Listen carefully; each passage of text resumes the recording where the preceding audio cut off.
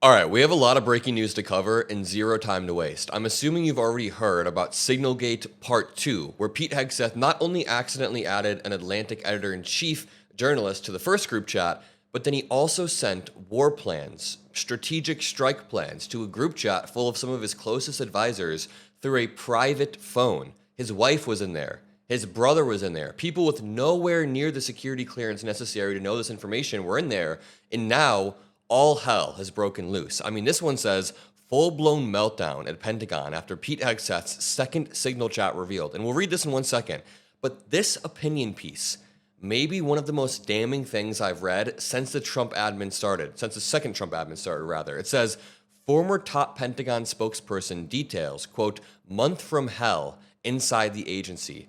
The Pentagon spokesperson that stepped down less than a week ago is now detailing how Pete Hegseth has created a shit show in less than a month, and how Trump is stressed. Trump now wants him to step down. The entire admin regrets plucking this guy straight off Fox News. And like, I don't want to do the I told you so thing, but I'll just say, who could have known? Who could have known that pulling someone off of your favorite weekend show would not have ended up well? So let's jump in here.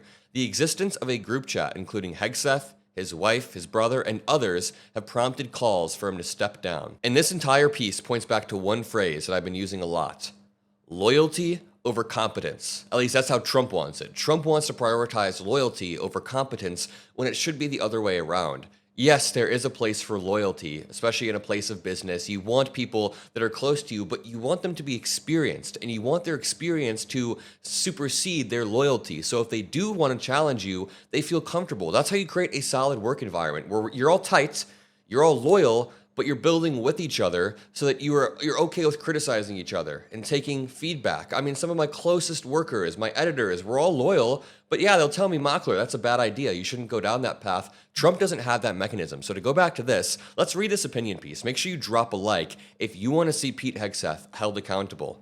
And how do you want to see him held accountable? Let me know in the comment section below. Drop some blue hearts. I think he should immediately be impeached by the Senate. Honestly, he should step down before that. I don't know if that's going to happen. This says, the total chaos at the Department of Defense is becoming a major distraction for the Trump admin, writes John Ulyott, who is a former Pentagon spokesman. John Ulyott is a former chief Pentagon spokesman and led communications at the NSC and the Department of Veterans Affairs in Trump's first term. He resigned from the Pentagon last week. That's the key thing. He resigned last week, and we can safely assume, I'm assuming here, that he resigned after he heard this story, because what publications do is they call around and try to get quotes. So the New York Times likely called and tried to get a quote, and John Ulyott heard this and said, I'm gone. I cannot defend this. Here is the op-ed. This is being written directly by Ulyott. So let's read this. It says, it's been a month of total chaos at the Pentagon. From leaks of sensitive operational plans to mass firings, the dysfunction is now a major distraction for the president, who deserves better from his senior leadership. President Trump has a strong record of holding his top officials to account. You have to remember, this is somebody who worked under the first Trump admin, so they're going to be framing this as if Trump is smarter than to have Pete Hegseth. So just remember that. That's his framing here. Trump has a strong record of holding his top officials to account. If you want to call having a 92% turnover rate holding people accountable, then sure. Given that, it's hard to see Defense Secretary Pete Hegseth remaining in his role for much longer. The latest flashpoint is a near collapse inside the Pentagon's top ranks. On Friday, Hegseth fired 3 of his most loyal senior staffers: Senior Advisor Dan Caldwell, Deputy Chief of Staff Darren Selnick, and Colin Carroll, Chief of Staff to the Deputy Secretary of Defense. In the aftermath, Defense Department officials working for Hegseth tried to smear the aides anonymously to reporters, claiming that they were fired for leaking sensitive information as part of an investigation earlier this month. Yet none of this is true. While the department said that it would conduct polygraph tests as part of the probe, not one of the 3 has been given a lie detector test. In fact, at least one of them has told former colleagues and investigators advised him he was about to be cleared officially of any wrongdoing. What in the absolute Orwellian fuck right now? Listen to this. The Department of Defense is smearing some of its top advisors. Some of Pete Hegseth's most loyal aides did one thing wrong, and Hegseth fires them and tries to smear them. I feel like this is a plot line in House of Cards or Game of Thrones or something. Yet this is not Game of Thrones. This is a real-world democracy that is quite fragile, right? This says, none of this is true. The department said it would conduct polygraph tests, but they didn't. Unfortunately, Hegseth's team has developed a habit of spreading flat-out, easily debunked falsehoods anonymously about their colleagues on their way out of the door.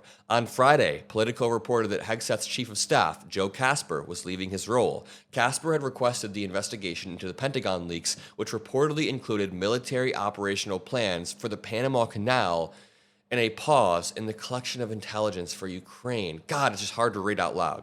Hegseth is now presiding over a strange and baffling purge that will leave him without two of his closest advisors of over a decade, Caldwell and Selnick.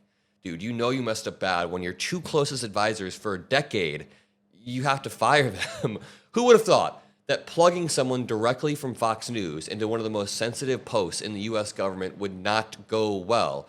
I mean, nobody thought it would result in a near immediate collapse inside the building. I didn't think that 20 days after the entire Pentagon would be on fire, yet here we are. His leadership has triggered mass purges, botched briefings, mass firings, media leaks, growing disarray, sensitive information leaks, all within roughly 30 days. None of this is speculation. This is written by the former Pentagon spokesperson who, despite being a Trump supporter, resigned last week and is now calling him out. But let's continue here.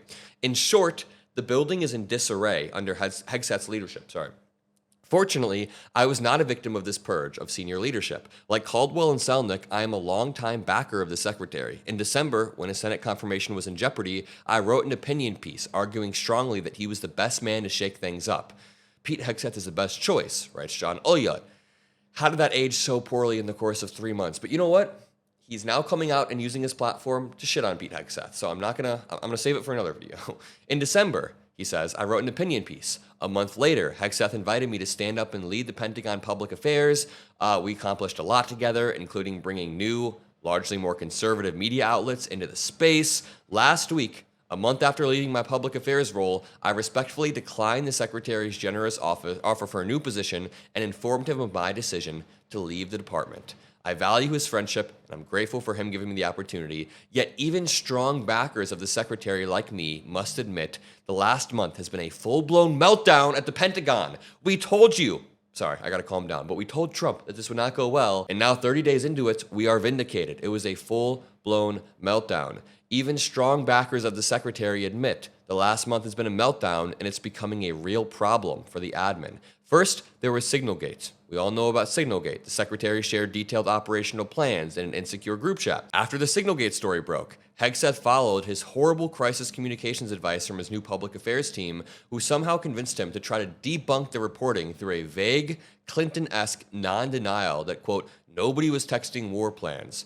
This was a violation of PR rule number 1.